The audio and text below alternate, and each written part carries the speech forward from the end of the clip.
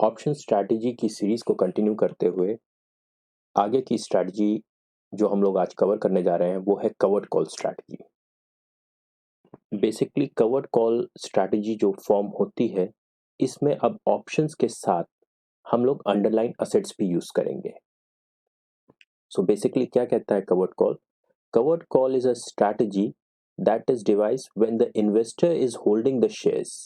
The investor is holding the shares in the underlying and feels that the underlying position is good for medium long term but moderate bullish on the near term. That means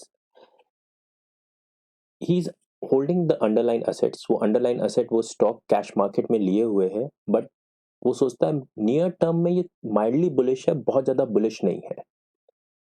So what he can do, he can buy the stocks and sell the call. What exactly he is doing?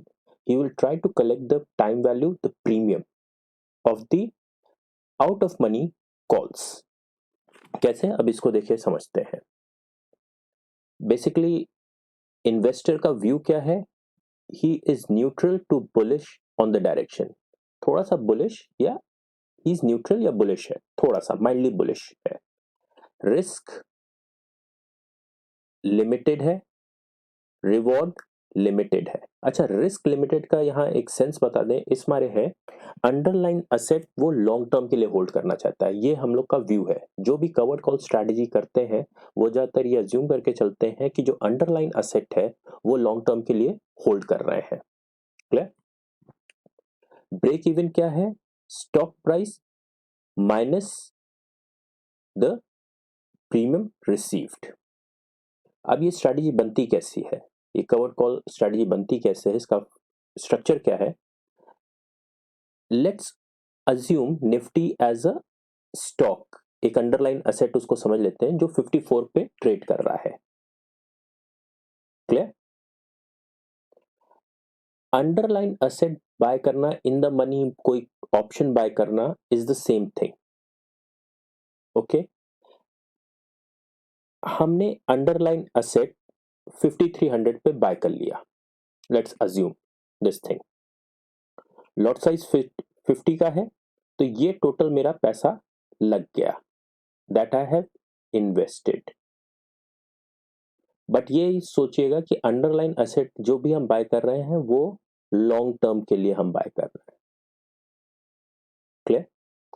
और हमने out of money एक call, ये out of money call है, ये बेच दी, जिसपे हमने premium receive किया 50 का. तो 50 का प्रीमियम रिसीव किया और 50 का लॉट साइज है, तो हमने कितना रिसीव किया?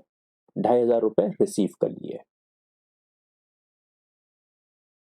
क्लियर? अब ये इसका पे ऑफ है. अगर आप देखें तो स्टॉक जब बढ़ेगा तो पैसा कमाएगा, लेकिन ऊपर जाके ये कैप हो जाएगा जिस भी स्ट्राइक प्राइस पे मैंने कॉल बेच रखी है. फॉर एग्जांपल ये 5500 वाली मैंने कॉल अगर बेच रखी है तो उसके ऊपर प्रॉफिट बढ़ेगा नहीं, ये नहीं होगा, तो वो यहां पे आके कैप हो जाता है. और डाउनसाइड रिस्क ऐसा है कि जो आपको अंडरलाइन असेट देगा, लेकिन अगर हम लॉन्ग टर्म के लिए इन्वेस्ट करके चल रहे हैं तो ये डाउनसाइड भी हमारे लिए कोई मैटर नहीं करता है, क्योंकि हम तो ये लॉन्ग टर्म होल्ड करके ही चल रहे हैं. क्लियर? तो कवर्ड कॉल का क्या है? बेसिकली एक दूसरा एग्जांपल ले लेते हैं. कोई स्टॉक है, जैसे for example Reliance industries. Let's assume वो 1000 रुपए पे चल रहा है. ठीक है, 1000 रुपए पे रिलायंस इंडस्ट्रीज चल रहा है. तो करेंगे क्या? कॉल 1200 वाली सेल कर देंगे. क्लियर? इसका जो प्रीमियम हम रिसीव करेंगे, फॉर एग्जांपल हमने इसमें प्रीमियम रिसीव किया करीबन 500 रुपए. तो ये जो प्रीमियम हम रिसीव करेंगे, ये बेसिकली मेरा जो इस स्टॉक के बाय करने की जो कॉस्ट है उसको कम कर देता है. मे भी स्टॉक हम माइल्डली बुलिश है तो मे बी स्टॉक जाए 1100 रुपए पे। क्लियर? 1100 पे आए तो 1000 से 1100 हमें ये प्रॉफिट मिलेगा, 1100 तक जाने का 100 रुपए का ये प्रॉफिट मिलेगा, और प्लस ये कॉल जो हमने बेची है तो 500 रुपए हमने यहां से कमा लिए। क्लियर? इस तरीके से कवर्ड कॉल स्ट्रेटजी काम करती है, जिसका डिटेल्ड में मैं पूरी एक वीडियो कवर्ड कॉल के ही बनाऊंगा, क्योंकि ये one of the most important strategies है जो आपकी मंथली इनकम आपको दे सकता है। इसमें कब एंट्री लेनी चाहिए, कौन से स्टॉक्स चूज करने चाहिए, क्या उनका बीटा होना चाहिए, किन किन कंडीशंस में कौन कौन सी स्ट्राइक प्राइस की कॉल राइट करनी चाहिए, ये सब मैं डिटेल में बताऊंगा आगे की कुछ वीडियोस में। तो कवर्ड कॉल स्ट्रैटेजी बहुत इंपॉर्टेंट होती है मंथली इनकम जनरेट करने की। Most of the fund houses covered call strategy इसमें चलाते हैं, जिससे कि उनके मंथली एक्सपेंसेस इससे निकलते रहे। क्लियर?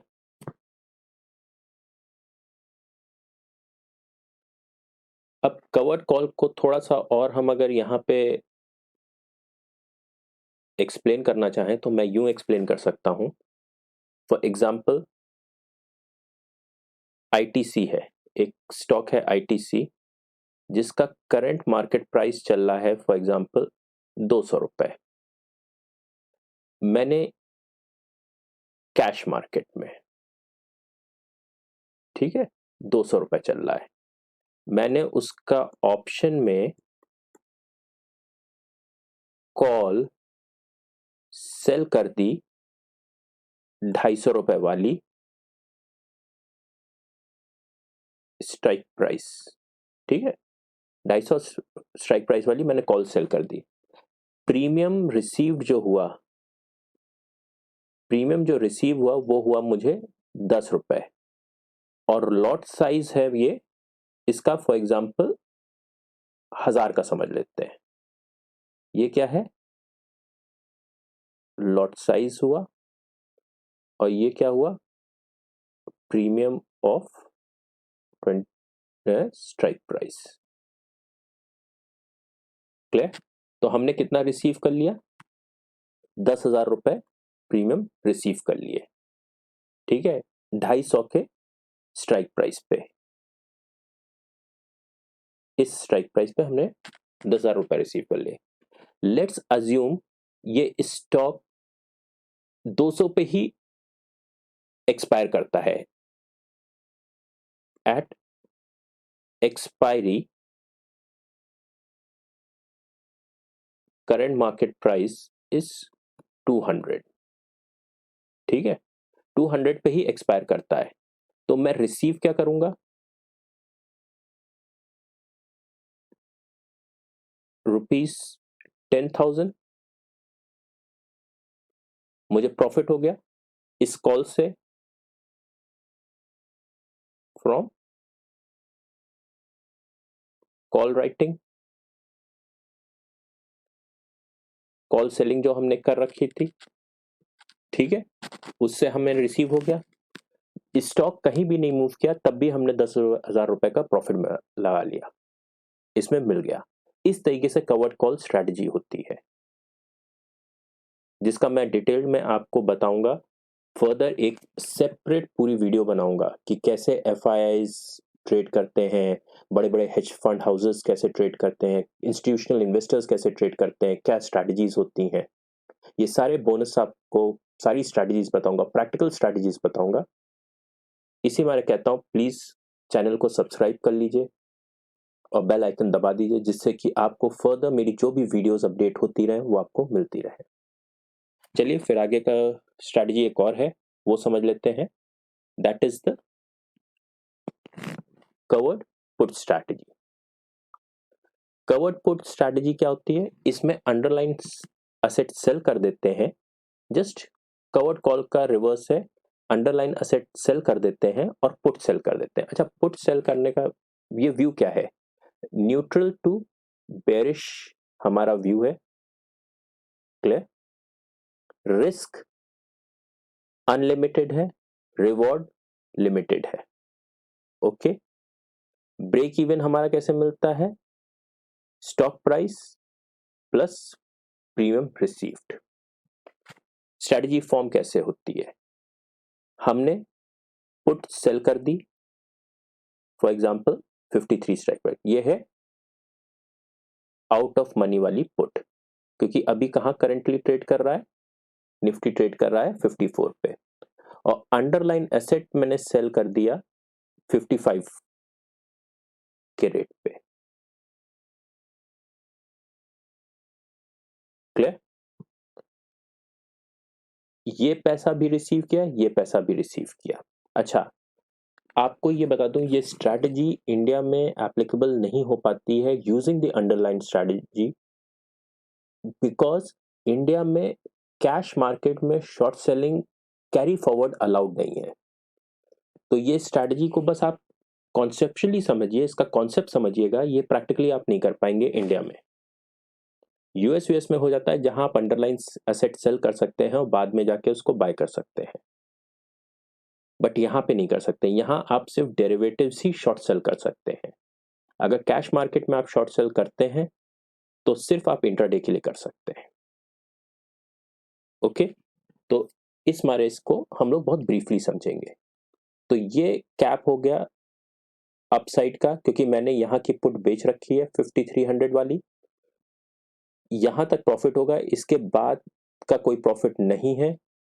क्यों? क्योंकि यहाँ पे मैंने पुट राइट कर रखी है, पुट सेल कर रखी है, तो ये मेरा प्रॉफिट यहाँ कैप हो गया, और अनलिमिटेड लॉस है मेरा यहाँ पे, अगर अंडरलाइन असेट जो मैंने बेच दिया है और बाय चांस उसकी वैल्यू बढ़ती जाए, तो ये मेरा सारा लॉस में है। क्योंकि हमने अगर अंडरलाइन एसेट 55 पे बेच दिया है, तो 55 के ऊपर जैसे ही जाने लग जाएगा, तो हमने बेच दिया है और ये ऊपर जाने लग गया, अंडरलाइन एसेट ऊपर जाने लग गया, तो हमें लॉस होने लगेगा। क्लियर? ये है कवर्ड पुट स्ट्रैटेजी। अगर आपको कोई डाउट हो तो प्लीज कमेंट सेक्शन में पूछ लीजिएगा, मैं आपको जवाब देने की कोशिश करूंगा। ओके,